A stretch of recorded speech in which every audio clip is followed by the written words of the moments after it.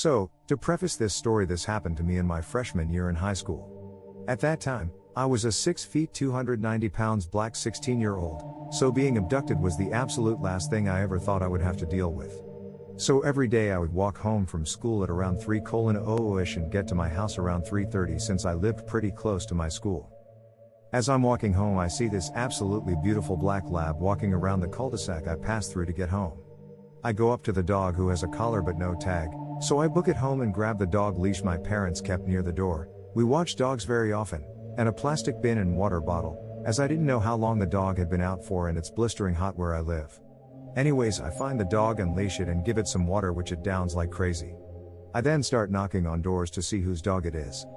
Finally, the owners open the door and are surprised to see me with their dog, and I explain that I saw them wandering around the cul-de-sac and gave them some water. Before anyone asked, the dog basically rushed in the house the second the door opened and almost pulled me in too, and was very affectionate to the woman who opened the door, so I was confident it was hers. I unleash the dog and she pulls it in and slams the door shut, and I walk home. As reminder, a black 6 feet 290 pounds teen, left the cul-de-sac. A guy in a maroon-colored pickup truck pulls up on the curb and cuts off my path on the sidewalk. He rolls down the window, and this is roughly the beginning of the conversation. As a note before the dialogue, the whole time this guy switches from looking at me to looking up the road to see if any cars were coming. Creepy guy: "Hey, have you seen a black dog walking around?" Me: "Yeah, but I found its owner and just gave it to them." CG: "Oh, okay, I saw the dog walking at my house this morning and my son was very worried about it. That was a lie, as the owner told me she let her dog out about an hour ago in her backyard." Me: "Oh, okay, you can let him know the dog is safe now." CG: "Yeah, I will. Yeah, my young neighbor was really worried about the dog." Yes, this guy actually switched from saying son to young neighbor.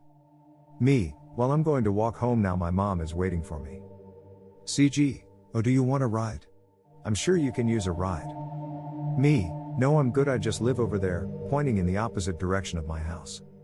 CG: "Oh well, I was just heading over there, it's no trouble." Me: "That's okay, I like to take walks and it's a nice day out." CG: "It's pretty hot out, I'm sure you would enjoy some nice AC."